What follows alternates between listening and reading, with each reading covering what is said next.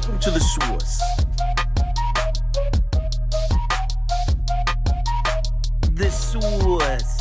Toast, can you mute whatever crazy shit is going on in the background? Source. Hey, get the source. Yo, Toast, can you mute your mic, man? I hear something. Thank you. Toast is in the background. He's got all kinds of shit going on in our ears. What's up? What's up, everybody? I hear myself echoing now. No, we're good. What's up, everybody? Hope you all are having a lovely Wednesday, and hope you all had better fortune with your bets than I did last night. Coming to you live off an 0-3 day, feeling like a million. It wasn't even like, we had some tough beats. No, we were wrong on all three, and my leans got crushed too. So I'm actually fortunate it was only 0-3, because if I had placed more bets, it would have been 0 and more.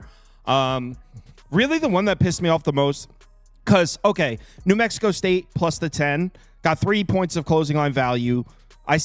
Jenkins came in, coming off a day, he was 1 of 9 with 16 yards, looking hobbled, threw for 340 and 4 touchdowns. Okay, there's no way we could have predicted that, whatever.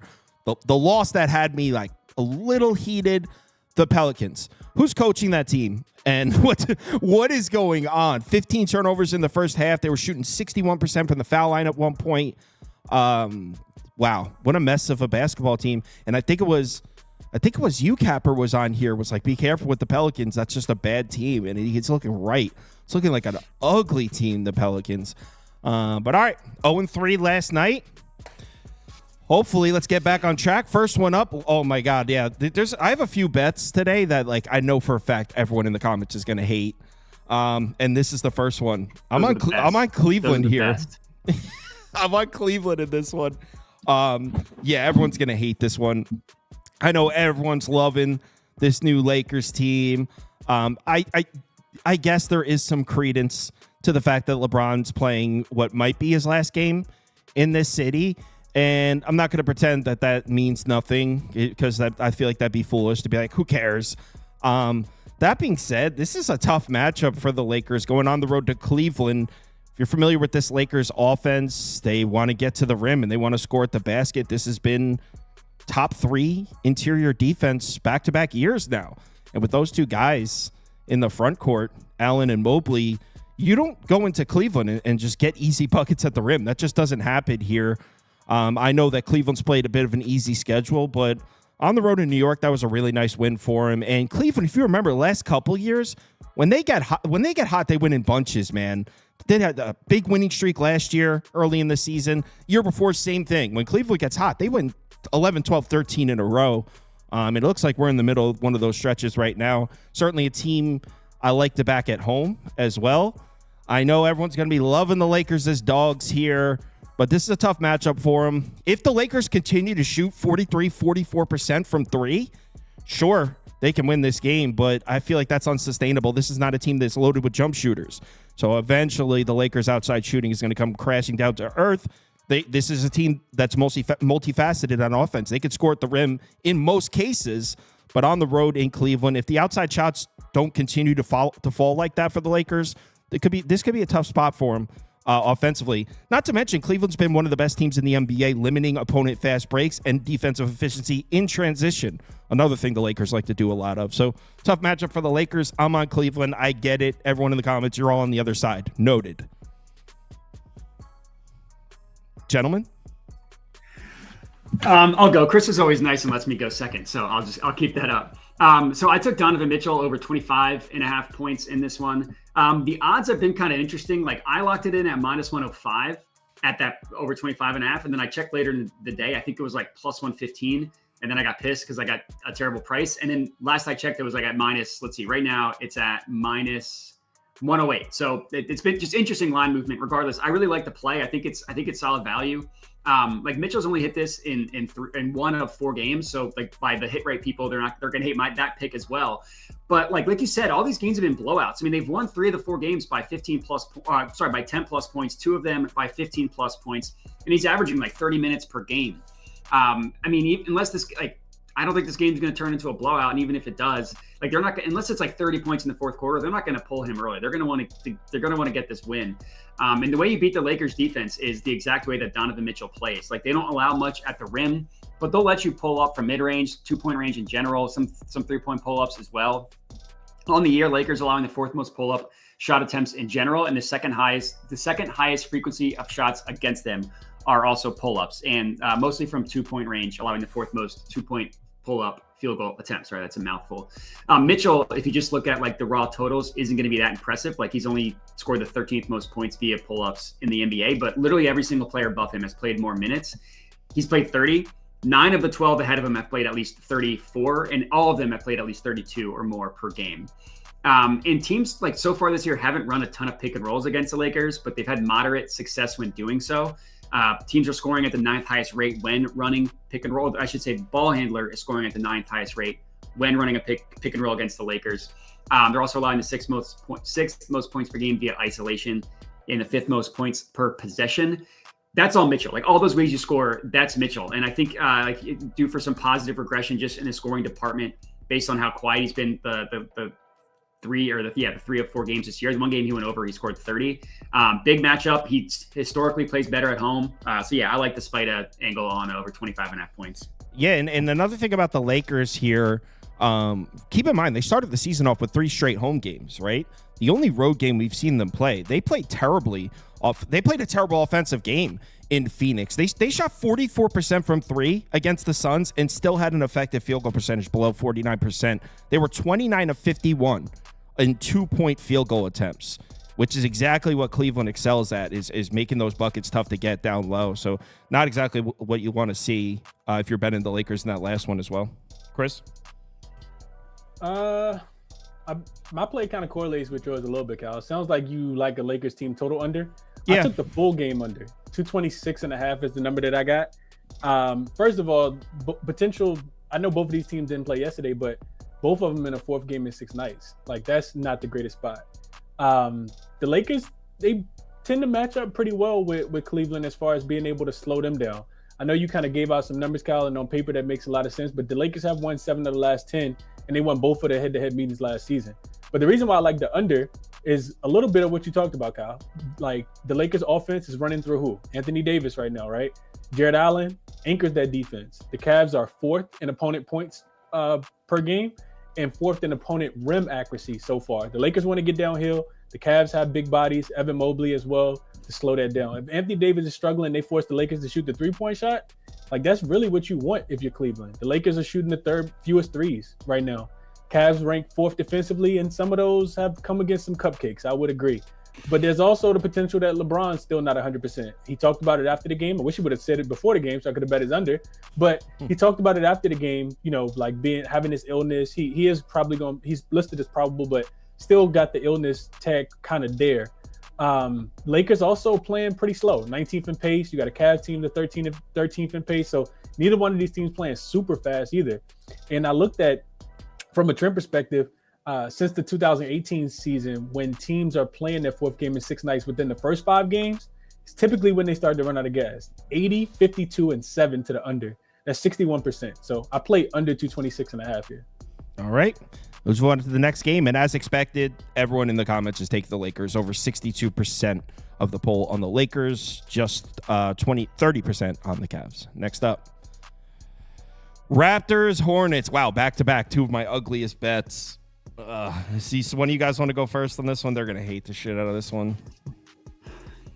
I didn't bet this one, but I think like it's solid value getting RJ Barrett to score 25-plus points. This, like, who else is scoring on this Raptors team? Like Grady Dick? Quickly is questionable. I don't think he's going to play. Olynyk's out. Scotty Barnes is out. It's just a gross team that it's going to be like an inefficient 25 points on probably like 37 shots because that's what RJ Barrett does. But like it's a good matchup. The Hornets defense hasn't been terrible this year, but like I think we know enough to know that they're not going to be good over this season. And I'll just bet on his volume that he's going to get the 25-plus points. It's play on volume plus 150 odds on him to score 25-plus points. I didn't bet it. I'd much rather spend my money elsewhere, but that's how I'd play this.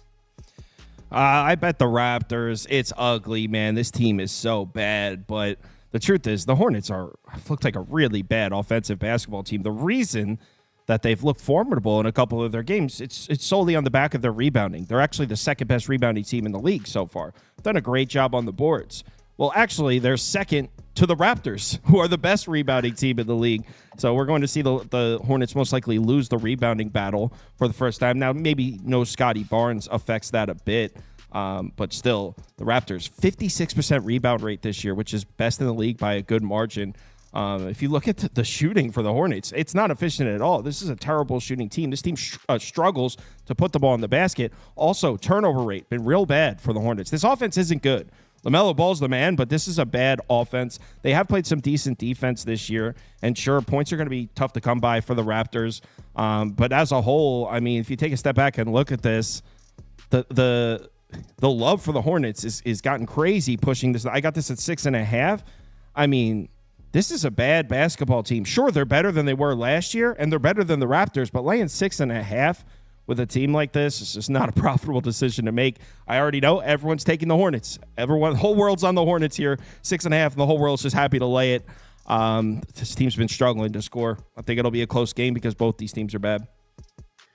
I disagree, Kyle. I took Charlotte. But I took it last night, so we can't both cash either, though. I guess we can't cash. I took 5.5 with Charlotte. Well, I'm on 6.5. Okay, I guess we can't cash that. Okay, it's the spot for me, Kyle, and it's everything that Modi just mentioned. Like Scotty Barnes being poked in the eye, he's gonna miss some time. I think that had a lot to do with the success that this Raptors team had. Quickly, like you mentioned, Modi, he's listed as doubtful. I don't think he's gonna play in this game either. It's already a 4th and 6th nights for Toronto as well. They're coming off the overtime game. So just a terrible spot here. And Charlotte hasn't gotten like that significant, like real big win. I know they beat the Raptors, but I mean, they beat the Rockets in the season opener. But outside of that, like they haven't gotten that like home solidifying win. So, well rested, 3 days rest here. There's a lot of different systems that kind of back it. But I just think that this is the first time here, Kyle. One thing I will mention is road dogs playing in the spot I talked about, 4th and 6, coming off an overtime game as well. They're losing by average of about 8 points per the Killer Sports database. But if the game isn't within the first 5 games, because that's typically when you run out of gas, 1-8 straight up, 3-6 against the number. Super small sample size, but I think Charlotte wins this game. I think they win by double digits, Kyle. Yes, I understand that the spot is bad for the Raptors, but you also have to consider that the Hornets were the worst rested team in the NBA by a large margin. They were 4-12 against the spread with 2+ days rest last year, worse than the NBA. Also 4-15 against the spread with the rest advantage. 4-13 it might have been, also the worst in the NBA. So I mean, they were terrible against the spread when rested last year. That's another thing, is playing the Hornets in good spots for the Hornets was not profitable last year. But it's ugly, dude. The Raptors are bad. So yeah. This reminds me, Kyle, of the show you were talking about doing, where you make the case for the side, because I could combat that and say, well, they didn't really want to play for Steve Clifford. That's why they sucked. This year they could be a little bit better. The last time the Hornets were laying this many points, Kyle, was February of 2000 last year. So it's been like a year and a half almost. They won and covered the spread, won by double digits. It's been the last year. 3 times that they've been, the time before that was in 2021. But the last 3 times that they've been laying 6.5 or more, they've covered all 3 spreads. So the Hornets as big favorites are a bet. That's crazy. Big favorites is 6.5 for the Hornets. Hawks Wizards up next. I thought we were going to take the Wizards here because I thought the Hawks would take care of business in the first one. The Wizards ended up winning that game. So I ended up playing on the Hawks here. I got a -4, another ugly one. I don't think this Hawks team is very good, but let's be real. The Wizards are not a good team, and they barely won that game despite shooting 48% from 3. Shot 48% from 3 and barely won. So obviously the regression is going to come. In their other 2 games, they failed to reach 35% in terms of outside shots, so that's going to regress back. Not to mention the Wizards defensively have looked like a really bad team so far. We've seen them really struggle on the defensive side of the ball. So this is just playing the home and home here. Got the Hawks at 4. I don't even think the Hawks are good, but I am on the Hawks -4 here. This one I took Jordan Poole 25 plus points. This is another one where the line movement over the course of the day was crazy. Right now it's settled at the same price I got, minus 105 at Bet365. Or if you use Bet Rivers, you can get plus 112. But I mean, who can even bet money on Bet Rivers anymore? And it's a play. So Kyle Kuzma's out. And last time he played the Hawks, or last game when they played the Hawks, he played 40 minutes, and Jordan Poole still went over. Even though Kuzma played 40 minutes in that game, he's probably, it's similar to kind of the logic with RJ Barrett. He's just going to shoot the ball a ton. And this Hawks defense is horrendous. They're allowing literally the most points per game to pick and roll ball handlers. They've allowed 27.5. The next closest team is 4 full points below them, 23.5. Teams run a ton of pick and roll against them because they can't guard it. And it's like the logic is you just put Trae Young in a pick and roll. But even while having the most possessions run against them, they're allowing the 4th most points per possession to pick and roll ball handlers. Unsurprisingly, Jordan Poole leads the Wizards in both most pick and rolls run, most points out of the pick and roll, most shots out of the pick and roll. And the second player is Kyle Kuzma, who I just mentioned is going to be out for this game. So it's going to be a gross, inefficient 25 plus points, but I'll take my gross money anywhere I can get it. Chris? Yeah, this is one we do agree on, Kyle. It's really a fade of Washington, like you said. Like I'm not like backing Washington to win 2 games in a row ever this season. No, I'm not. It's not something that I'm putting my money on. Like I kind of felt like that with Brooklyn last night. These are like two. The thing they got in common is neither one of them had a win total over 20 games this season. So even though Brooklyn took Denver to overtime, they're like, whoa, we got to pump the brakes. We on a 2-game winning streak. Gonna mess up our Cooper flag. Like we got to plant that flag. So absolutely not. And I think you see the same thing here with Washington, which is why they probably. I mean, Kuzma does have like a legit injury. Like he came out with about 2 minutes left in that game. I think it's like growing tightness or soreness or something like that. And now who's gonna step up? I know Atlanta has like a laundry list of injury players, but they're probably still better than this Washington Wizards team. So I did lay the small number. Trend wise, whenever you see these favorites who open back up as favorites after losing as a favorite in the last game, especially if they're on the road. It means the books, trust them to lay a number on the road. They've been profitable, 93, 62, and 3 against the number with an average line that's right at this 4.5. So that makes me feel good about this as well. I did lay the 4 here with you, Kyle. Yeah, poll agrees with us pretty heavily, 62%, 24% in favor of Atlanta. So a lot of people are taking the Hawks in this one, it looks like. Community likes it. Next up. Celtics Pacers. I took the Pacers plus 6.5, and this is a tough one. If you're on the Celtics, I completely get it. I will say, first of all, okay, so the Pacers haven't looked like themselves so far this year. Not going to deny that. There is one aspect of their game they've done a good job, though, defending the perimeter. They've actually got really nice numbers against the 3-point shot so far this year.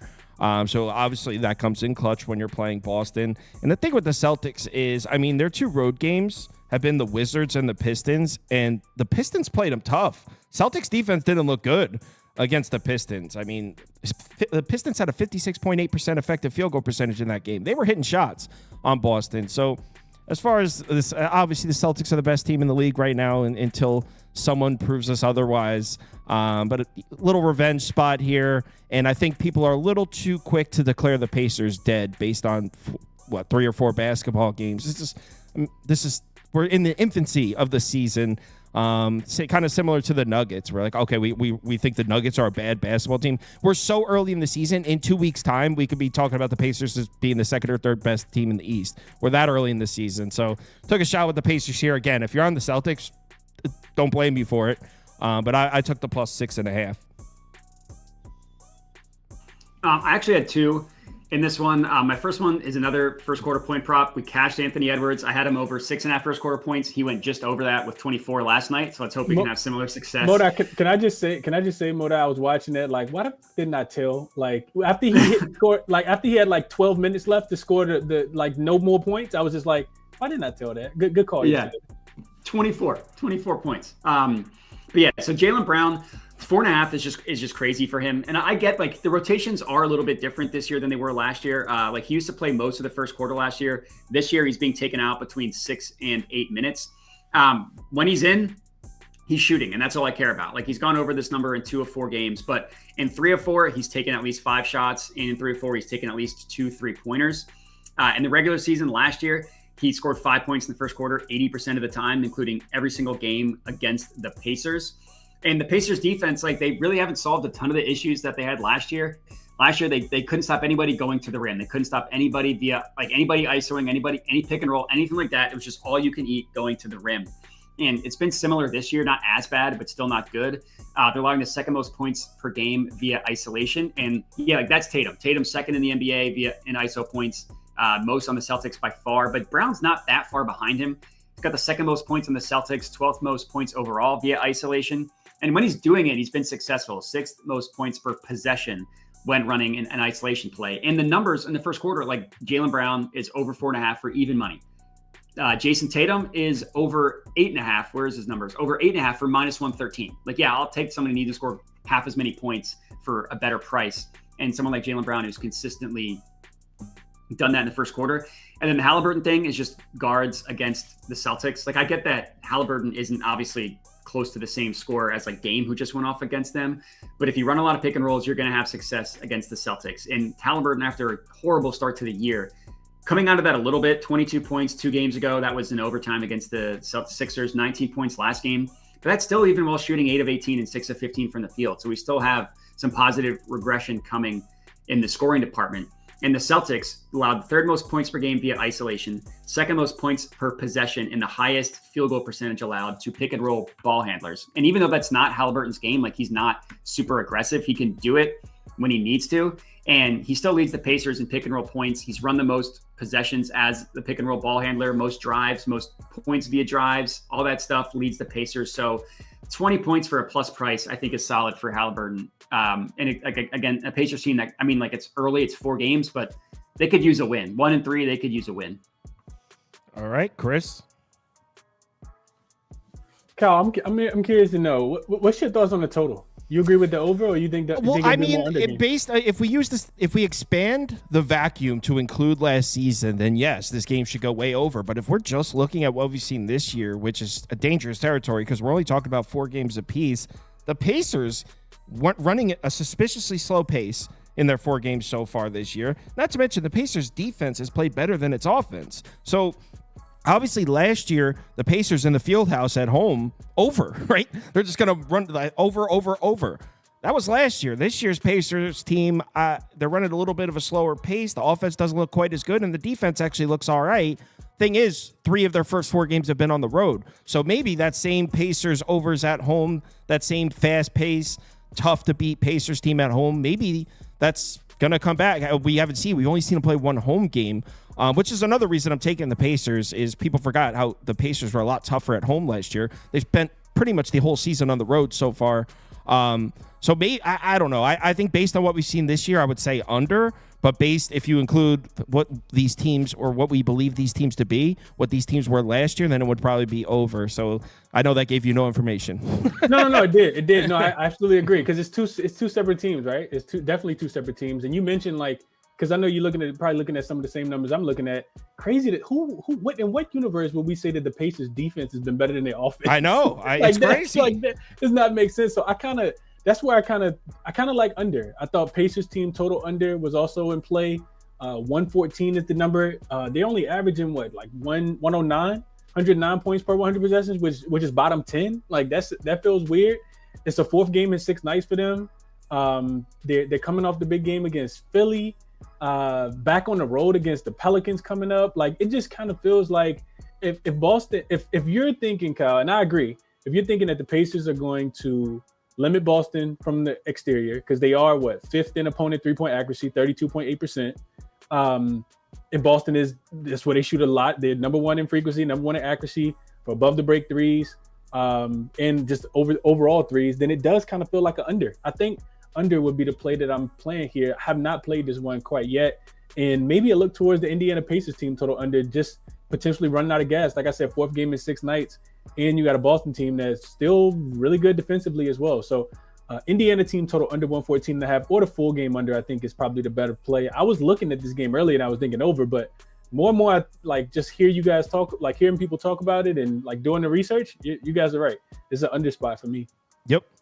Let's move on to the next one. Yeah, I can see how you can get to an under based on the numbers we're looking at from this season. Definitely. 235 is way too high based on this season. Clearly, what these teams were last year is being factored into the line.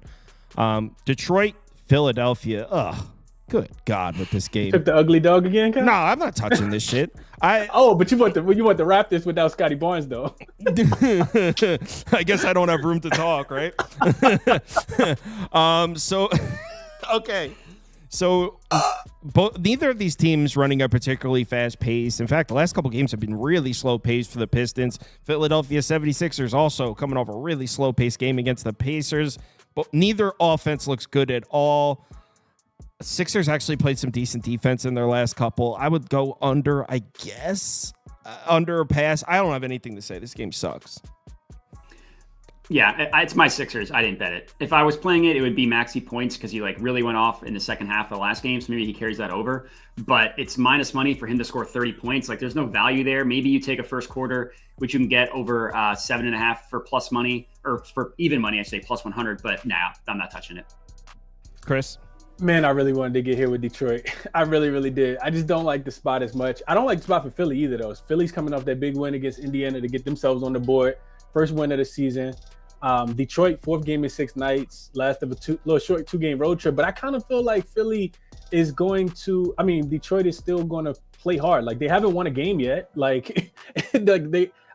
catching 5 points here. Something tells me that they will be feisty. You got – for what it's worth, you got Tobias Harris going back to Philly where they absolutely hate him. He's played like pure trash. So it wouldn't surprise me if he got up for this game.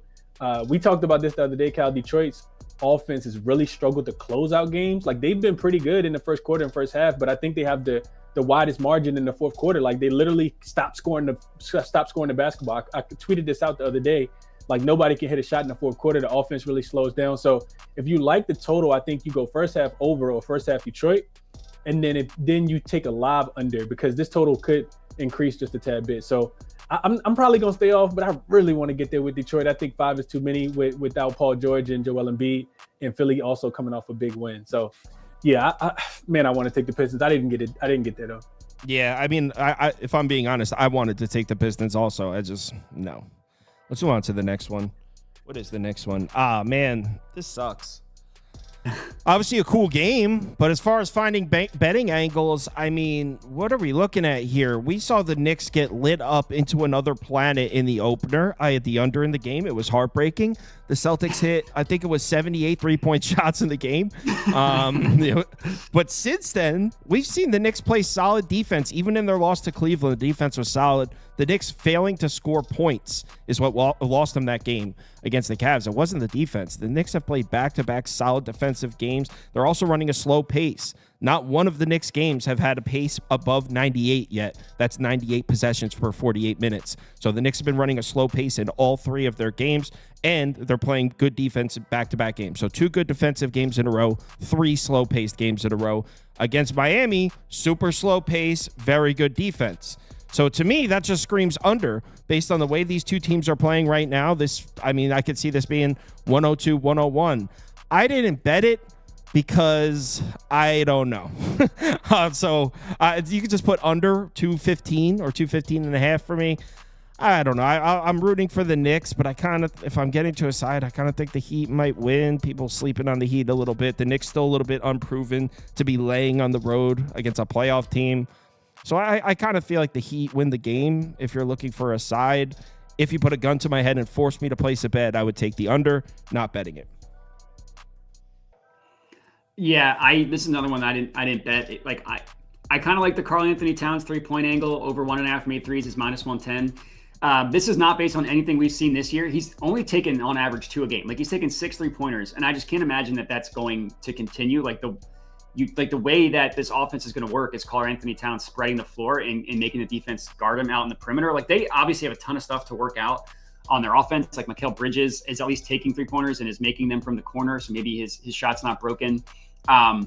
in the Heat, the way you beat them is corner 3-pointers and drive and kick, catch and shoot 3-pointers. So it would be an assist game for Brunson, but he hasn't done anything from a passing perspective this year. And I'm not going to bet on it being his first one. Just like the cat thing, like it's not like I'm not actually betting this myself. It's how I would play it. I just think it's a good look and like kind of fading the fact that he's only taken 2 per game in the first 3 games for the Knicks, but I didn't bet it. Chris? Ah, man, tough one. Like you're you on said, the Knicks, Kyle. aren't you? You're on the Knicks, aren't you? I'm not, but I do lean Knicks. I started with this.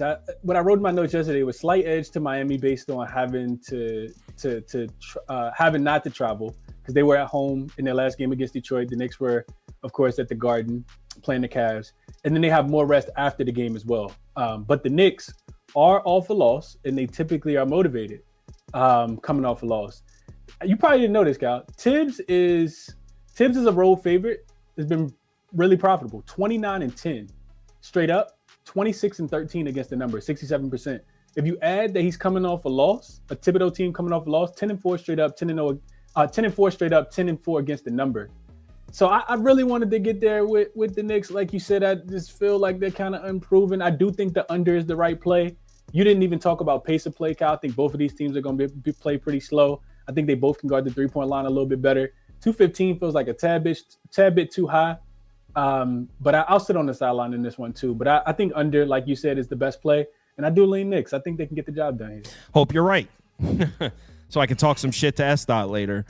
I actually haven't talked to S-Dot all day. Usually when there's a Heat-Knicks game, I have like 4 tagged messages from him. Like there's a storm coming tonight or whatever the hell he said. I haven't gotten shit from him today. All right, let's move on to the next game. What's the next one? Orlando, Chicago. Personally, I think the Magic beat the shit out of them.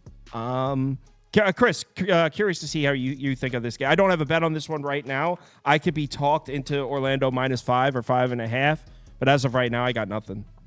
Yeah, I agree. Yeah, like the only thing that held me up, like the slightest thing that held me up, was just that Orlando got Cleveland coming up. Like they got that playoff revenge on Friday, like big look ahead spot in my opinion, because of course they were eliminated Game 7. I'm pretty sure they got that one circled. They also had to expend like a little bit more energy. They were up 15, and then it seemed like they were down 15 against the Pacers the other day. Didn't cover that spread for us. Jalen Suggs is listed as questionable in the injury report last time I checked. Jonathan Isaac also questionable. Gogo Bataze questionable. Like this is a divisional game. They own the Bulls. I will say that they've won 5 straight, covered all 5. 8-2 against the spread. Like this is the little brother. We talk about the Heat being the big brother to Orlando. Orlando's the middle brother, and the Chicago Bulls are the baby brother. So I agree, Kyle. I don't know, man. They did finish 8-5 as road favorites last season as well. This number was at 3.5 last night, and I was just staring at it like, hit the button, Chris. Hit the button, and I never hit the button. So now it's up to 5. Like you also got Chicago coming off a really bad spot. They were down 20 in their last game, and I looked at that. Home dogs coming off a win when they were down 20, had to exert a lot of energy. Only 6-13-1 against the number, 31.6% cover rate, says to fade Chicago here. I didn't pull the trigger though, but it'd be Orlando or nothing for me here. Yeah, it's also the matchup for me for Orlando. What do we know about this Magic team? They're a physical team. They're a good rebounding team. They can't protect the basketball, right? Well, the Bulls have been one of the worst defenses in the NBA forcing turnovers. In fact, in their last 2 games, both single-digit forced turnover rate, which is terrible. If you have a 12% forced turnover rate, you're going to be one of the worst in the league.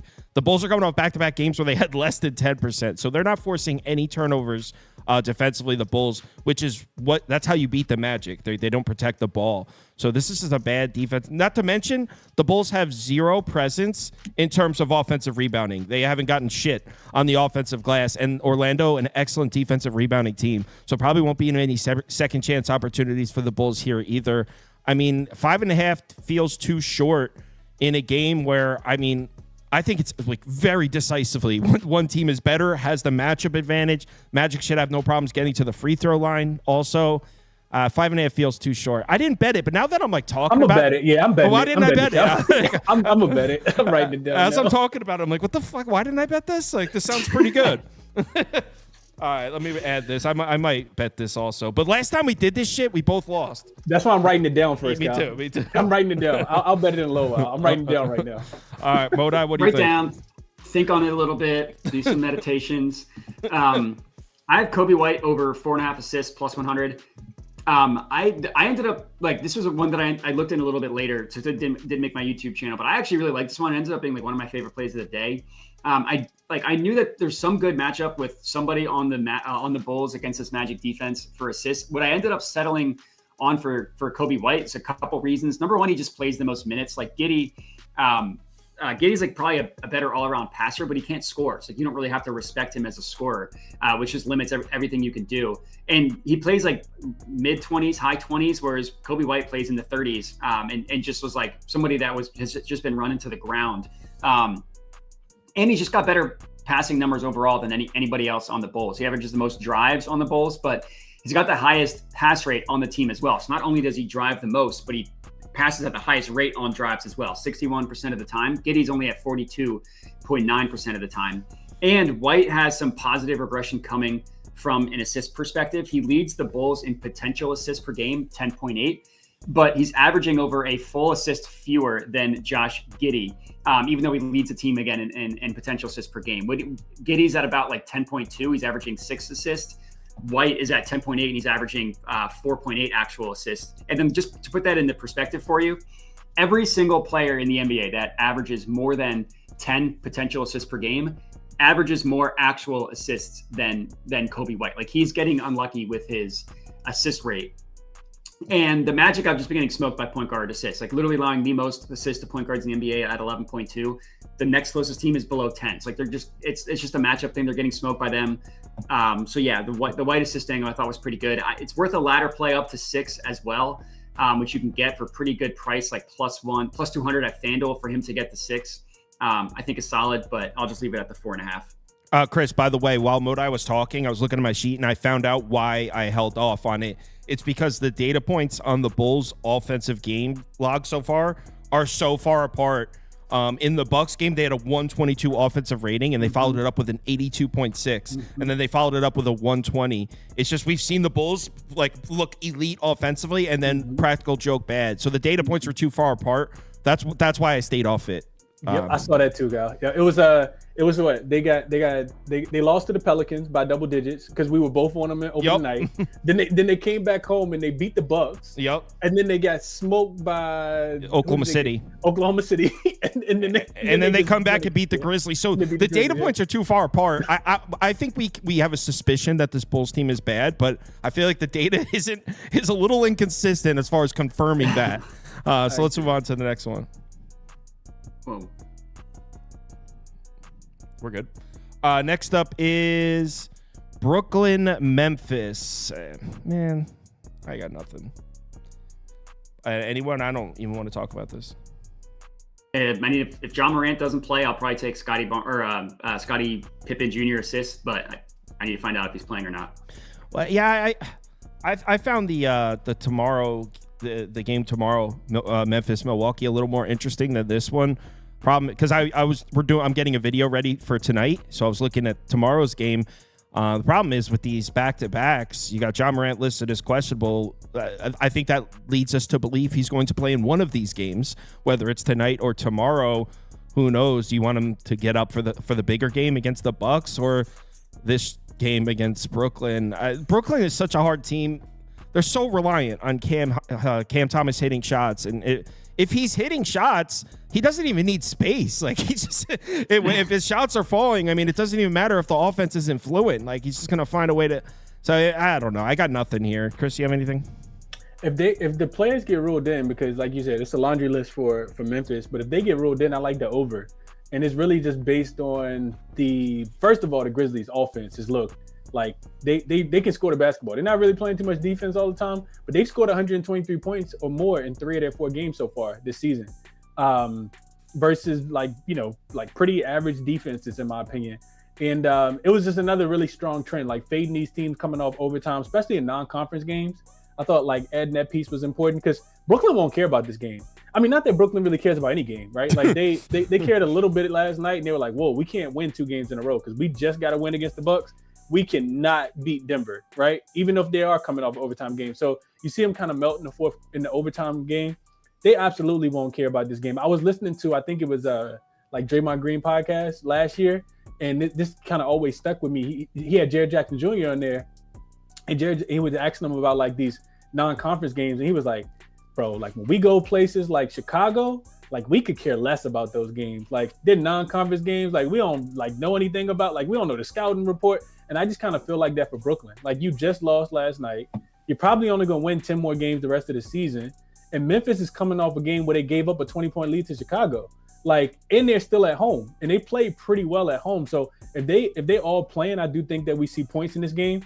The trend that I was talking about is since 2018, these unrested road dogs coming off an overtime game in non-conference games. The next game's non-conference, 21-5 to the over. That's 81%. So I think this one goes up and over. I see Memphis getting to 125, 130 in this spot against a Brooklyn team that I think is just going to run out of gas, to be honest. I could see that.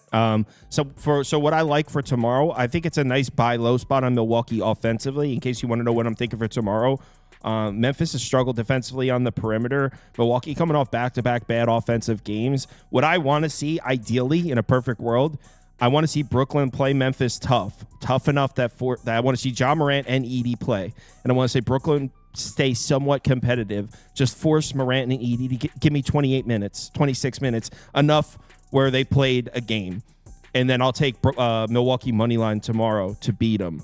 But there's a lot of ifs in what I just said. If Memphis has to exert themselves somewhat tonight, I don't need to go to overtime. If they have to exert themselves somewhat tonight, I like the Bucks outside shooters to get hot against them tomorrow, and I like the Bucks tomorrow. So that's the way I'm thinking. I got nothing for this one. Next up, Spurs Thunder. I mean, there's no way I'm laying, but am I jumping at the opportunity to bet a Spurs team that just is unable to score points? That offense is bad, man. I mean, I'm sure they'll figure shit out, but looking at the Spurs game logs, I mean, turnover rate up around 18% is terrible. Outside shooting's inconsistent. I got nothing here. The Spurs have been a solid defensive rebounding team. They've actually played solid defense, period. If you're looking for something, I'm not laying this big number. This is another pass for me. Julian Champagny, 10 plus points. It was plus 115 when we started the stream 45 minutes ago. It's now plus 110. I would still take it there. It's a perfect matchup for him against Oklahoma City, and it's such a low number at 10 plus points. Like Oklahoma City is literally allowing the fewest points per game to pick and roll ball handlers, but what they're going to do is allow players to score, like spot up shooters, catch and shoot 3-pointers from the corner, stuff like that can go off against the Thunder. They've allowed the most spot up field goal attempts in the NBA by a massive margin. They're allowing like 31.7. Next closest team, 26.8. 28.9% of the shots against the Thunder are from spot up. Next closest, 26.5. They're also allowing the second most corner 3-point attempts in the NBA as well. And Julian Champagny leads the Spurs in both of these categories: points via spot up, corner 3-point attempts. And it's another buy low spot, which is what I love doing in these NBA plays. 18 points in his first game, 12 in the next game. Last game, not so great, only scored 5, 2 of 7 shooting, but like 7 shots to get 10 points is as his floor, I think is solid. And it's a good matchup. So that's where I went. All right. Chris, do you have anything? Something I wanted to say, because some people are saying just lay it with Oklahoma City. I get why you would say that. The Spurs offensively don't look great, but a couple things that are true about the Spurs: they run an extremely slow pace, snail pace, and they play decent defense. In fact, they play pretty good defense. So it's not exactly a team you want to make a habit of laying a big number to. They're going to slow the game down to a crawl, and they're going to play defense. It's just tough to cover a big number. I mean, as far as winning the game, I have very seriously doubted, but it's not easy to lay 13 points to a team that's going to make you play slow half-court basketball and try to make you score in their half-court defense. So I'm not making a case for the Spurs. I'm just explaining why I'm not jumping at the opportunity to lay that many points. Chris? I think we're going to lose a lot of money this season, Kyle, if we don't lay these big numbers with OKC. And not to say I bet it either, but 12.5 seems like a big number until you look at the Spurs, until you look at the Thunder last year when they were laying double digits at home and they went 12-2 straight up and they won. The average line was 13.9. Okay. Right? They won by average of 27 points. It was like 127 to like 98. Like this is you know what I would ask? Oh, do you have it in front of you? Yeah, I can pull it up right now. Okay. Yeah. I would like to know how many of them were early in the season before some teams may have given up. I'd be curious because I feel like laying 15.5 to the Pistons in May is different than doing it now. All right, if that makes sense. Yeah. So last year, Thunder home favorite before the All-Star break. Before the All-Star break, 10+. And they're 10+. 2-0 straight up and against the spread. They beat the Spurs by 36 and they beat the Hornets by 20. All right, I'll shut up then. So yeah, I didn't play it either though, Cal. But yeah, I think because like we like dogs and we like to try to see things with the glass half empty and half full. There's gonna be spots where we just don't. Have you bet Boston yet this year, Cal? No. They're 3-1 against the number. Like that's 75% of your bets. You know what I mean? I think it's just like because these are cream of the crop type teams. Like that we just gonna sit on the sideline and lose money. So I didn't bet it, but yeah, I think San Antonio can win this game by 25. Clearly. All right. So Oklahoma City and pass for Chris. Real quick, someone in the comments says Champagne didn't cover that line against the Thunder at all last year. He didn't play last year. So like I'll bet you that Chet Holmgren didn't cover a number 2 years ago either when he didn't play basketball. So just throwing that out there. He didn't play. So it's tough to cover the number when you're not out there. Tough to cover. Yeah. It's a low hit rate. All right, let's go to the 0%. Next up. What's next? Oh God. Yeah, pass. I'll tell you right now, pass. Now that all the injuries are, CJ McCollum's not going to play, but I swear I watched every minute of this game last night. And I'm not a CJ McCollum hater or anything. I actually am a fan of him. I think he's a nice piece to have on your team. Not his strongest effort. Holy crap. There were several times throughout the game, when he got the ball stripped from him and then he just fell down, I guess, trying to get a foul call. The optics of it was like, what is this team doing? I like the way Jose Alvarado plays, so Alvarado will be out there. It has to be Pelicans. I mean, okay, I know what you're thinking. Every single person is thinking the same thing. Warriors just beat these guys last night without Wiggins, with McCollum. So now you take the Warriors in this one, but wouldn't it be so NBA for the Warriors to win last night and then McCollum's out and you add Wiggins and then this is the one the Pelicans win? Wouldn't that be NBA as shit? So it would only be Pelicans for me here. The thing is, it wasn't just that the Pelicans lost last night. It was how they lost. It was a poor effort. A lot of mental mistakes, missed foul shots, turnovers. 15 turnovers in the first half. 15 turnovers in a game is bad.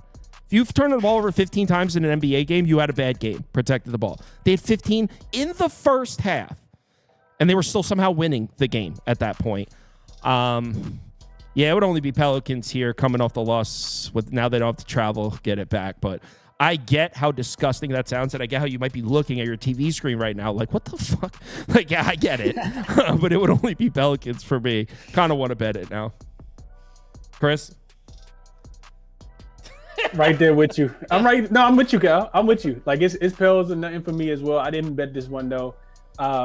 That's just so gross. I had the team total under 110, and you talk about the turnover. They had 23 for the game. I think Zion had like 8, and I watched the post-game interview just shaking my head, like, as he talks about how disgusting it is for him to turn the ball over that many times.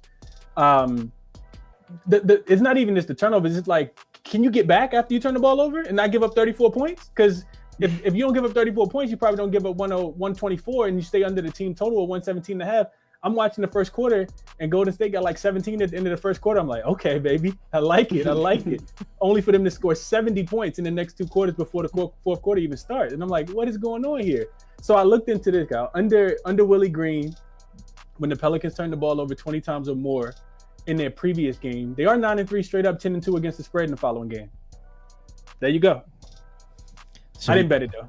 Also, okay, say what you want about Jose Alvarado. Dude's going to come out with heart. He's dripping with heart, that guy. He's going to come out. He's going to give you 100%, and he's going to play extended minutes now with no CJ McCollum. And that's a guy I could get behind. I know that if I bet the Pelicans tonight and they go down, it's not going to be because Jose Alvarado didn't give me everything he's got, because I know he's going to leave it all out on the court. That's a guy I could get behind. this. I'll add it to the list. I might do this. Me too. I think that's a good look because everyone's going to want to hammer Golden State. They're going to be like, they just Everyone won is last night. hammering Golden State. Yeah. Not a lot of people know what Alvarado has inside of him. So that dog. yeah. So What he has inside him. yeah, I mean that basically. I mean, what the hell are you going on about? Jesus Christ, you're making it seem like he's the X factor here. No, I'm just saying we're not going to get effort. Is not a question. Yeah, apparently. Well, if you watched the game last night, you would know effort is a question. Modai? No, I'm not. No, zero chance I'm touching this game. All right. Next game. Portland Clippers. 8.5 a little steep, but I do think the Clippers win comfortably. Chris, you have anything in this one? I don't like it's the first leg of a back-to-back for the Clippers. They have dominated this matchup. They've won 9 straight times in the head-to-head matchup. But when I was looking into because we don't have that much data yet, even though the Clippers have been good, but they've been dogs in most of those games early. 13-20 under Coach Ty Lue coming off a win as a dog. Only 5-8 against the spread as a home favorite when they're playing the first game of a back-to-back under Coach Tyronn Lue. That's 38.5%. In no way, shape, or form do I want to back Portland. I don't want my money there. But Portland's been they've been formidable, I guess, so far. They got a push against the Kings. Wasn't that the second leg of a back-to-back the other day? They were getting 13 in that spot. I kind of want to go under here, just because I feel like the Clippers' best attribute is their defense. Portland also plays slow. Their defense continues just to show up. They held the Clippers. I mean, not the Clippers. The Kings under their team total the other day. So I think 213 it's a gross, ugly, low number, but I think it stays underneath that number, Kyle. I think under is the best play here. I didn't bet it. I mean, I'm not mad at an under. That is a super low total. And I mean, Portland, the thing is, when you look at Portland's team and you look at their numbers on the year, you're like, okay, Portland's a decent defensive team. They're playing some defense. But then you actually take a closer look. They played two good defensive games against the Pelicans. And then their other 2 games, the defense didn't look that good. You play the Pelicans in 50% of your games, you're probably going to have some good defensive numbers. But that being said, Clippers offense not great either. Exactly. That being said, both these offenses are terrible, and the Clippers actually have played really good defense, especially in their last 2 games. Clippers their last 2 games against Denver and Golden State played great defense in both of them. So yeah, two teams where the defense is their strength. I wonder about the pace, because the Clippers have played a pretty fast pace in 2 of their 3 games. Portland has played a fast pace in 2 of their 4 games, so I guess the pace could cook you there. But as far as how they match up, I don't hate it. It's Clippers or pass. The Clippers haven't won a game in this arena yet, right? Now they only played 1, right? Because they lost. This will be their second one. They lost to the Suns. Yeah, in overtime, that was a crazy game. So yeah, I would go Clipper. I'm good. Modai? Yeah, I didn't actually bet this, but I kind of like the angle for Harden 25+ points, mostly just because no one else in that team is shooting. It's him and Zubac, the only one's doing anything. And last night scored last game scored 23 points and he shot 6 of 19 from the field. The game before that, he scored 23 points on 11 shots and he had 16 assists. So I'm more so just betting on the volume and a number thing more so than the matchup. The matchup honestly isn't that great, which is why I didn't end up betting it. If it was a better matchup, I would have played it. But the Blazers, they don't give up much from 3-point range. They don't give up much to the pick and roll guard, which is the 2 biggest ways that Harden scores. But they do give up a ton of pull up 2-point opportunities. Harden's never been a mid-range guy, but he's been doing it more as he's gotten older. It started when he was on the Sixers, but I didn't bet it. I also think he's worth a dart throw for a triple double, just because his assist prop is priced at 10.5. So you assume 10 is a relatively safe floor. So it's really just the rebounds. That's the scary part. It's 1,400 at DraftKings, so that's also part of it. It's not my lock of the week. It's plus 1,400. But he got 12 rebounds in the first game on 20 rebound opportunities, and then he hasn't had a ton the next 2 games. But with Zubac and Ayton kind of duking it out on the right under the rim, I could see Harden getting more rebound opportunities. The Blazers don't give up a lot of rebounds to centers, and it's because of that. So again, if you want to play the triple double, again, it's plus 1,400. So put a fraction of a unit on it. I just think that it's a good dart throw for him to get it. But either way, I didn't play the 25+ points you see on the screen. All right. And by the way, Chris's under is 219.5. That's a typo. People are like, what, is he taking an alt under? No, that's just a typo. It's 219.5. All right. Favor. Let's move on to the World Series. Oh, make sure you give these guys a follow.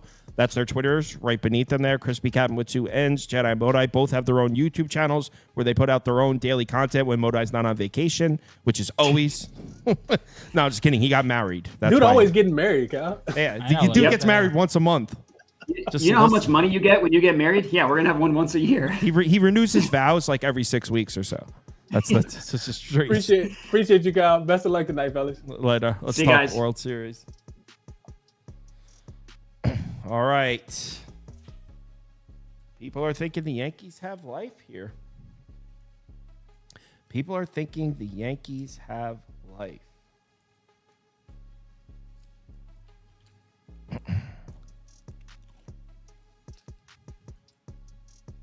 Do the Yankees have life, Toast?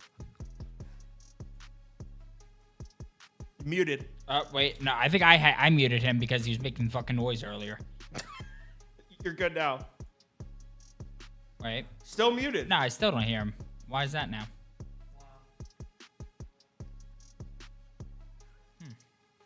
Is he muted? I don't know why he... Yeah, no, he's not muted anymore. You don't have him muted. No. He's got himself muted on his end. All right, I'll take the nicotine out. I'm going to have to keep talking. Thought I was listening there for a second. All right, Dodgers, Yankees, game 5. His mic was working before because it was making noise. Yeah, it was. No, it's not on your end. We could see it. Leave and come back, maybe? Yeah, let's try that. All right, Toast is going to leave and come back. All right, so let's just get the poll up. Let the people start voting.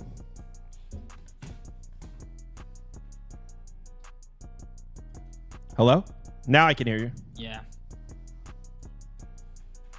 It's all right. All right, so now Toast is back, and his mic is working this time. There's Buster Brown. All right. True or false, the Yankees are alive in this series? False. Good answer. 100% false. Okay. First, our Dodgers team total over 3.5 again, over 8.5 at plus money. I think it's down to like 105 in some spots now, but nothing doesn't really bother me. As far as that price, really quickly on that over 8.5, if you looked yesterday, I played both over first 5 and full game, and both of those numbers moved like the first 5 moved like 15 cents against me. You could have got the first 5 at plus money. You could have got the over at plus money yesterday as well. The reason that I say that is because this number was started at 8. Some people had it at 8.5, and then it kind of moved around, but now it's kind of stuck at that 8.5 or 8 juiced up. But I think this is a question of what you get out of Jack Flaherty. And I will say that I'm a little bit scared to play the Dodgers because of Jack Flaherty. So that's why I only played their team total. But Jack Flaherty on 4 days of rest this year only has 7 starts. 4.82 ERA. His Ks go up, our Ks go down, the walks go up. He does really, really well on extended rest, 4 or 5 days rest, like he has multiple times in this postseason. But the times that he hasn't, aka like the times against the Mets, he got absolutely throttled. I've seen some people try to make the case that they left him out to die. 8 runs in 3 innings, you're not getting left out to die. You didn't pitch well that day. There's just no question about that. So I do think there's going to be some runs. As far as Garrett Cole is concerned, I mean, yes, he's still Garrett Cole. We all know that, but he pitches way better on the road. I talked about that in game 1. That's why I was so gung-ho to play on the Yankees in game 1. I still don't think my handicap was wrong in that game, but they ended up losing. But now you look at Garrett Cole at home, and over the course of the full season, his last 9 starts, his last 5 starts, I mean, however you want to break it down, it's all pretty much the same. His ERA is over a 4.3, his whips over a 1.3, and his xFIP's over a 4.3. So it hasn't really been really good for Garrett Cole at home. And if you take a look at his last 3 starts, the last 4 starts at home, look who he's faced: Cleveland, Kansas City, Baltimore, Boston. I mean, all teams that really can't do anything. And of course, Boston got to him because they always do. But I'm just not in a position where I understand that he looks decent in game one. But like I said, I think that he pitches better on the road. I'm not in a spot where I feel like Garrett Cole just comes out here and dominates today. If he does and he can put himself in that next stratosphere of playoff pitchers being that elite, then so be it. But when Garrett Cole comes out of the game, which I don't know what it's going to be like, there was a lot of conversation after game one of him only leaving after 6 innings of like 88 pitches or something like that. The Yankees bullpen is a little bit of a concern now because now you have Weaver going back-to-back nights, Mark Leiter going back-to-back nights. They've seen Jake Cousins multiple times in this series. I don't think that the Yankees are really trying to send out Miza or anybody like that or Efros or what have you, but I don't think Efros on the roster. But regardless, the Yankees bullpen is kind of taxed, and the guys that they are willing to use, especially in these high-leverage situations, the Dodgers have seen a lot in this series. As far as the Dodgers bullpen is concerned, it's the exact opposite. Obviously, they got blown out last night, but that also means they didn't use anybody in their bullpen. So Kopech, Banda, Brazier, Vesia, Gratterall, all those guys didn't work yesterday. They've had 2 days off out of the last 3, so they're all going to be fresh and ready to go. So as soon as you see Jack Flaherty in any sign of trouble, you got to assume he's going to be yanked for most likely Brazier, Gratterall, or Vesia, depending on what that lineup looks like or where they're at in the lineup. But I think that we see some runs here today. It's a beautiful day in New York compared to the last couple of days. Sun shining. I think we see some runs here today. Like I said, I played the Dodgers team total over 3.5 because it's continued to cash for me over and over again. So, but yeah, that's kind of how I feel about it. As far as if I had to pick a winner, I feel the same way as I feel yesterday. I understand that the Yankees went off, especially in the later innings, but I still don't feel like you can comfortably lay that number with the Yankees here today. I think that if the Yankees win, they're going to score some runs. So I would play their team total if you're gung-ho on playing the Yankees, but there's no chance that I play the Yankees at that price with their bullpen issues the way they are right now. I get how well they've been, especially guys like what's his face, Luke Weaver. But at the same time, I don't really trust Luke Weaver to sit out very far. So, Dodgers team total over 3.5, over 8.5. Soto, Mookie Betts, hits, runs, and RBI. Soto, Mookie Betts, hit parlay. Wow, look at all those graphics. Good job, Andy. Yeah, it was prop Beaver. Oh, whatever. Yeah, Dodgers. Said before the series started, I'd be betting. Actually, I said before we even knew it was in the World Series, I'd be betting the NL team every single game. I said it. I'd be betting the Dodgers every single game. Nothing's changed. The NL's superior to the AL. S-Dot says the coal train is coming tonight. He called them the coal train. Yeah, hopefully it doesn't get delayed. Yeah, well, yeah, Dodgers for me. New Jersey Transit, am I right, Andy?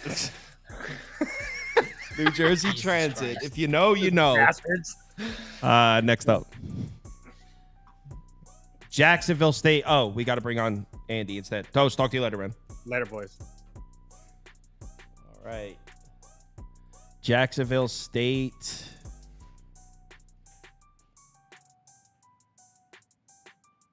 Why'd you sort it by date? Why don't you sort it by... There you go. Snooky's coming on. All right. So, yeah, as you guys know, I'm on Liberty for this one. I'm sure you watched the video I uploaded last night. I got it at -2. It doesn't look like you can get the -2s anymore.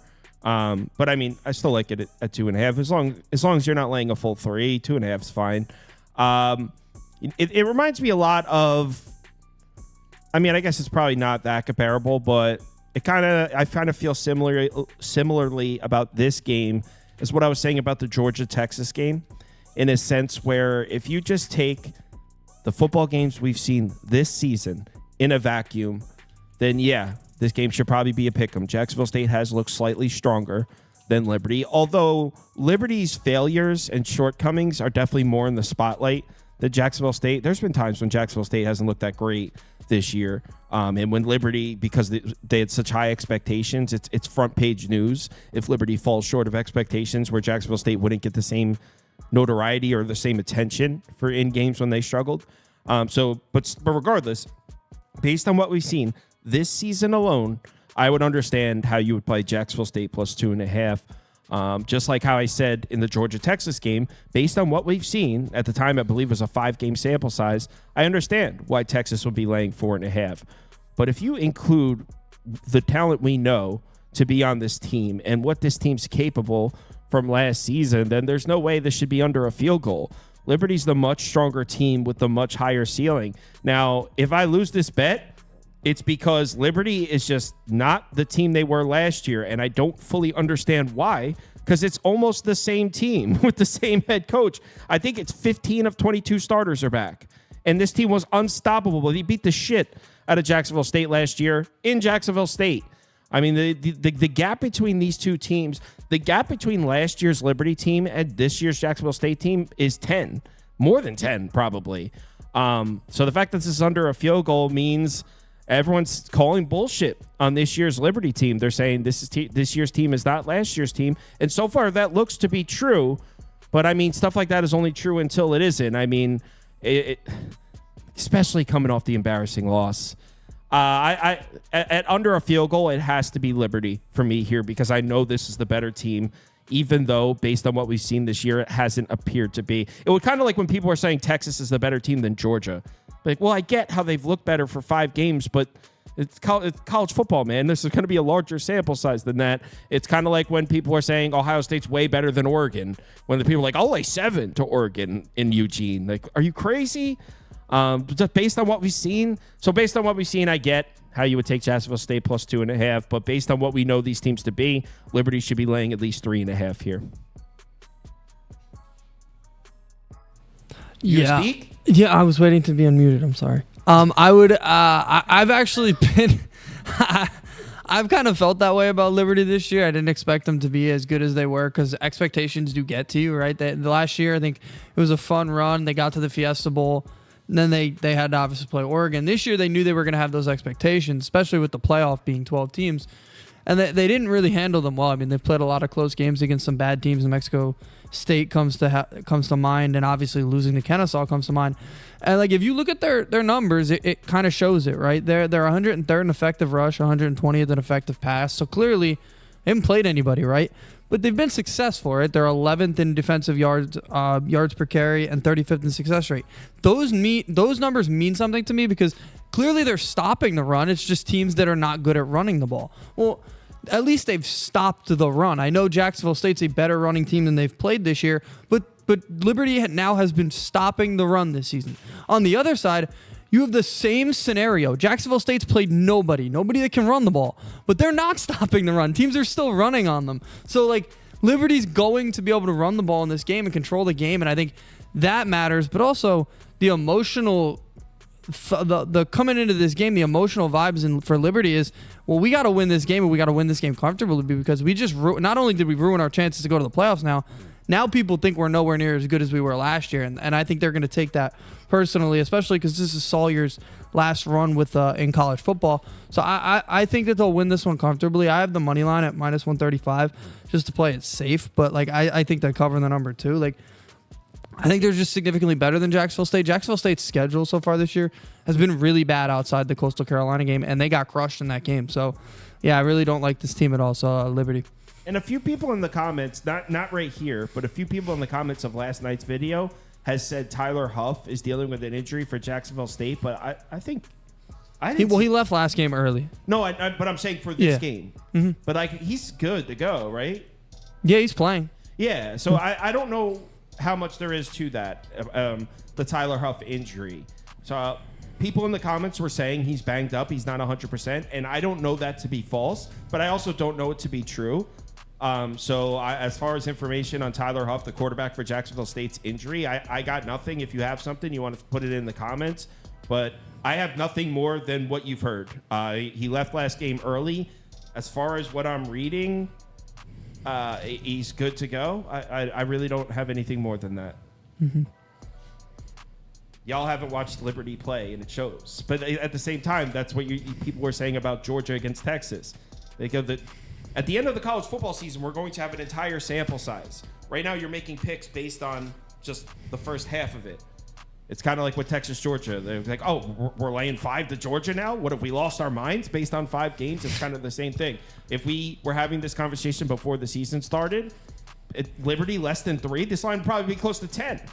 So it's based on a few games. We've completely changed all of our minds. It's football, man. The data points are going to go crazy. I wouldn't be surprised if this is a game where we look back on it a month and be like, I can't believe we got Liberty at less than 3 in that game. Kind of like I said about the Eagles +3. Remember the Eagles +3 against the Saints? Like, I can't believe we got +3 against the Saints with the Eagles. Kind of like a victim of short-term memory. But yeah, I mean, I wouldn't be surprised. Liberty doesn't look right. Maybe they just forgot how to play. The same exact team with the same exact coach. Maybe they just forgot how to play. I think more likely, though, got off to a slow start, and they'll look better down the stretch. Yeah, one more thing. I mentioned last week the schedule, and I mean, it's real for them. Liberty's played 2 football games since week 4. It's week 10 now. And they are now playing. This is going to be the first time they've played back-to-back weeks since September. So this is now they're starting to get in the rhythm. I know they didn't play well, but now they're starting to get back in the rhythm of playing. It's not just practice anymore. So I think not only are they angry about the fact that they lost last week, they also haven't been playing consistently enough yet to really get in a rhythm. So someone said in the comments, all the casuals were on Texas. That's not really. Hold on. I think what I'm saying is going to take it out of context. I'm saying in that instance, broadening your sample size and taking into account what we thought those teams were going to be was successful. There are many times we're ignoring what the teams were supposed to be and just using the sample size of this is what they are. There are many times when that's been successful. So I wasn't trying to say like this is the right way, your way is wrong. That's not what I meant. If it got taken like that, I'm sorry. I'm just saying there's more to it than just the 5 games we've seen. You have to take into account the talent that are on these teams. We have to take into account the head coaches. We have to take into account what the ceilings are for these teams. You have to take into account what is that final line graph going to look like for these teams with all the data points, because we're only looking at half of it. Because I think Liberty's is more likely going to have a lot of dots towards the top in their final weeks. I think they're going to finish the season looking a lot closer to what we expected based on, I don't think what we've seen so far from Liberty is who they are. I think they're better than that. That's what I'm saying. Western Kentucky, Kennesaw. What do you got here, Andy? Oh, Western Kentucky. I mean, I've been on these guys all year. I know it's a very high number, but there's a little bit of an emotional letdown for Kennesaw, but also Western Kentucky just has to win out now, and they're going to win this conference, and they'll have a shot. I mean, they'll have a shot at a pretty decent bowl now. Everything's still in front of Western Kentucky. Now, I know what you're thinking, right? Everything was still in front of Liberty, too, last week, and they lost to Kennesaw. But I think this Western Kentucky team has already taken their lumps. They lost 61-0 in the first game they played this year, right? They've had some tougher games on their schedule. That was Liberty. Liberty was kind of just coasting at that point. Well, Western Kentucky went through their coasting stage. It was early in the season when they were getting blown out by a couple of teams. Now, this team's in a rhythm. This team's playing well. I mean, I really liked it. Since Veldkamp came in, I mean, it's very clear that that was the way to go from the very beginning. He's been very good. And obviously on the other side, look, this is still statistically one of the worst football teams we've seen in a while. They caught a team at the right time and they won that game. I mean, the quarterback, he went from literally looking like he was going to get benched to maybe having one of the most perfect games I've ever seen somebody have. So I don't think that's going to happen again. Be very surprised if it did. And I think Veldkamp is obviously much better. So, yeah, I think this one is going to be very, very ugly. I'm thinking like 41-0. And like I'm thinking a very, very ugly one. I mean, yes, I agree with you. You could put Western Kentucky up for me as well. I will say on the defensive side of the ball, I think I've watched 3 Kennesaw State games now. I watched the Middle Tennessee game. That's 3 too many. 3 too many. I think I've watched 3 Kennesaw State games, start to finish now. I will say that on the defensive side of the ball, they don't look terrible. The kid made some throws against Liberty. I'm not going to let that trick me into thinking this isn't the worst college football offense we've seen at the FBS level ever. Yeah, I mean, on paper, Western Kentucky should win by 30 points. There's no way you'll find anything that shows that Kennesaw State can stop the Western Kentucky passing attack. The Western Kentucky passing attack belongs in a Power 4 conference. It's that good. They're averaging 300 passing yards a game since making the quarterback change. So, I mean, Kennesaw State's never seen anything like that. So, Western Kentucky should score on every possession. But these games aren't played on paper, man. I'm not betting this. Western Kentucky are bad. That's it. Community parlay. Hit the song. Community parlay, the parlay we bet, yeah. Community parlay is for the community. We come unite, making a parlay. Yeah. By the way, you guys trash yesterday, community parlay. I think the community parlay got reverse swept. Take some accountability, community. Didn't we all? I got crushed too yesterday. Can't go all in on the community here. But the community had been red hot. But I'm pretty sure yesterday they hit on Monday and then got reverse swept on Tuesday. Then lost on Sunday, hit on Saturday. So the community parlay has hit 2 of the last 4. Let's see if you guys can redeem yourself here. So what do we got? We got 10 NBA, an MLB, and 2 college football. We'll just the 1 college football. So that's 13. All right, I'm gonna do the polls. See if the community can make it happen here. All right. 1 second. Polls are coming up now. So first up, we'll do Hornets money line. We know the community likes that one. Celtics Pacers. They like Celtics. Lakers Cavs. They like Lakers. Pistons Sixers. I think the community might have liked the Pistons there. A lot of people like the Pistons. It was pretty split. I'll put Pistons in. Cast your votes.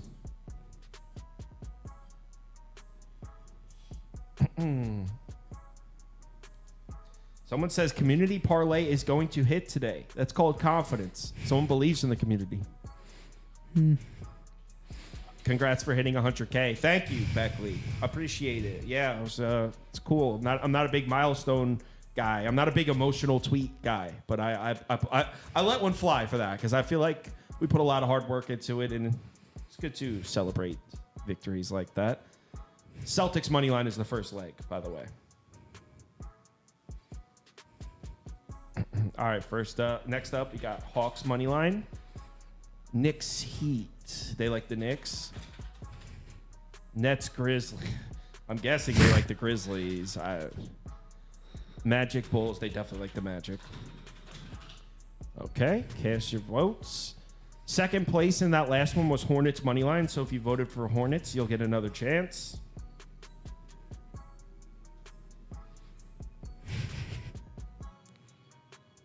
Bender, what's up, man? Bender, what do you want tonight? You want Liberty? Looks like they're voting Magic on this second poll. Magic money line is the second poll.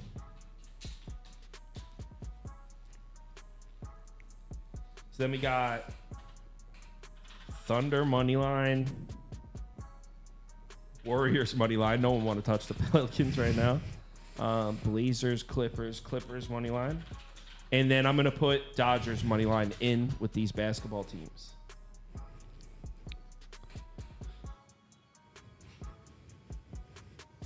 All right, Bender's on the Liberty.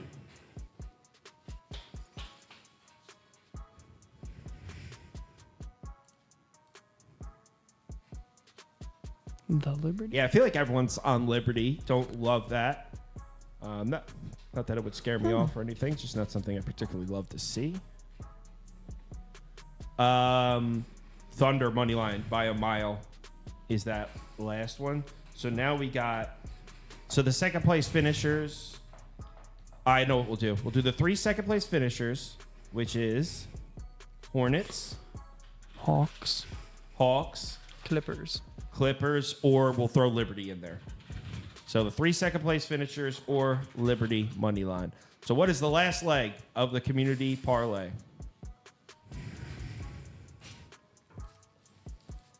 Kyle, you rocking with Penn State this weekend. I guess because of the hat. That's weird. It's coincidental. I did bet Penn State at the +3.5. I understand that there's a Drew Aller may not be out there, but Ohio State's having some issues on the offensive line. They that run game that's so dynamic, right, with those two running backs, that unstoppable run game, it's been struggling. 2 games in a row, and now they're going to Happy Valley. I think they're missing 2 starters on the offensive line. Don't quote me on that. And if someone knows, pretty sure they're missing 2 starters on the offensive line, Ohio State. And they're going against arguably the best defensive front in college football. So, in my opinion, I feel like there's another half point added on for the fact that James Franklin never beats this team. In my opinion, this is the best Penn State team. I know with no Aller, but this is the best Penn State team we've seen in his tenure. And this Ohio State team, very good. But with the holes on the offensive line, and that's going to be a situation trying to move the ball here on the road in Penn State. And let's not act like we haven't seen Will Howard get rattled against these good defenses. We saw it in the Big 12. So I think Will Howard might be in prison here. Look, the backup quarterback for Penn State trying to move the ball in Ohio State's defense. I get it. In my opinion, the number just shouldn't be greater than 3. So I took a plus 3.5. What's up, community parlay? Did you finish it? Yeah. Clippers. Okay. So Celtics, Magic, Thunder, Clippers. What does that say? Plus 203? Yes. Plus 203. Celtics, Magic, Thunder, Clippers, plus 203 for the community. Thanks, everyone, for watching. As always, be back same time tomorrow. I'm uploading 2 videos tonight. Oh, my God. 3 videos because we have the NFL game. So I'll be uploading the college football game, Tulane, Charlotte. There's one college football game, Tulane, Charlotte. The NFL Thursday Night Football, Jets, Texans. And then doing an NBA video tonight, too. So 3 videos will be uploaded tonight. Hopefully I get Liberty, get some NBA wins, had an 0-3 night. Everyone, thanks for watching. See you all tomorrow. If you need me, hit me up in the Discord and all that.